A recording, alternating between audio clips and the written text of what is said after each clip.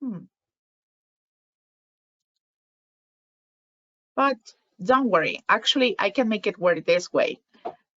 What do you do where the audio is not working? Or what do you do if you want the students to work without the audio, the way that I did at the beginning? Now, when using videos, this is an activity that I actually like doing quite a lot. Um, I split my group in two. Now, half of the class can watch the video, but they cannot listen to the video. They can only see what is going on. Now, the other half of the class will be able to listen to the video, but they won't see a thing. So then I put those together. So you can do face to face, or you can create different groups. That's up to you. And especially now that I have found this one as an even better strategy. If you're working in a hybrid mode with students, this is awesome. Because I don't know about you, but I have felt that now working in a hybrid mode, you have to care for the two learners, the ones that are online and the ones that are with you in the classroom. And sometimes it is hard. It's so hard to do that.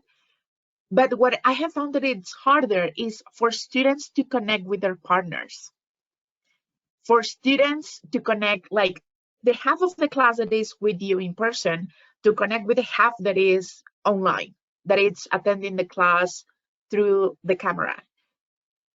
That is challenging, and using videos and actually doing this thing has helped me a lot to connect both students, the students that are working from home and the students that are with me in the classroom. So what I will do typically is, for the students that are in my class, I will project the video, and something that I will do is I will only have them listen. If I have like the overhead projector or a screen, I don't connect that. I only let them listen to the audio. And for the students that are working at home, just like the way that you did, that's what they experience. They can see the video, but they cannot listen. So what do I do afterwards? Pretty simple. I have my students discussing. So then I project the screen of my students so they can see each other, so they can discuss with their classmates. And they can see, okay, what did you see in the video? Oh, I saw a guy, he was talking to several kids. They were like doing drawings, and that's it. Okay, what did you listen? Oh, I listened that they were describing their parents. I listened that one kid said, oh, use this, can you draw my dad as a bear? And then you'll see later on, if you want to watch the video, the artist, the illustrator, he actually draws a bear as the parent of that kid. There's another one that says, oh, do you want me to draw your mom smiling, or how big the smile should it be? And then the kid goes like, no, smoking. My mom's smoking. So you can see all that. So you will have students working hand by hand. And this is something that, again, I could do when before the pandemic started. So I will split my group in half. Half of the class will go out, and then they come in and they will have this exchange. But now that we are doing this hybrid mode, it is not so easy.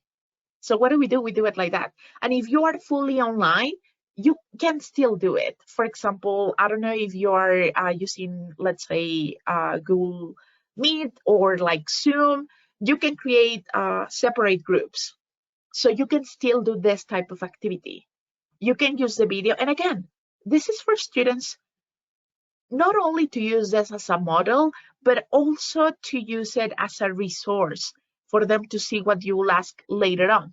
Now, my objective with this lesson is definitely descriptions, physical descriptions. Why is it that I'm not using the book? It's easier to use the book, it's already there. Well, yeah, but that's not my whole idea. My whole idea is, as you were mentioning, present information in a way that students can feel things more relatable. They can feel that whatever it is that we are doing in the classroom will work not only in the classroom, but also outside. Now, this video in particular was definitely not built for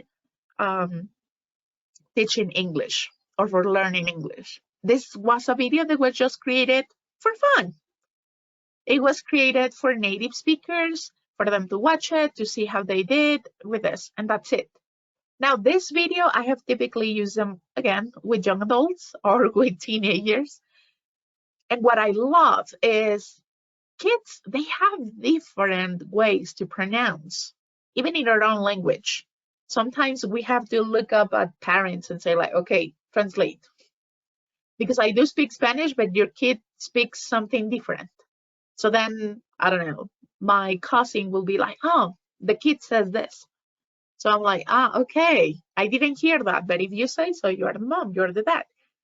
So with here, we can show students, see, it is also different the way that we speak when we're little to when we're older. And especially when working with older students, they sometimes struggle too much to speak because they feel that the language is not perfect and they cannot do it. And it's like showing this type of examples is perfect because they can see, it's just we are learning. Even native speakers go through that process. So yes, you might be older, but this is your second language. So this is something that typically happens.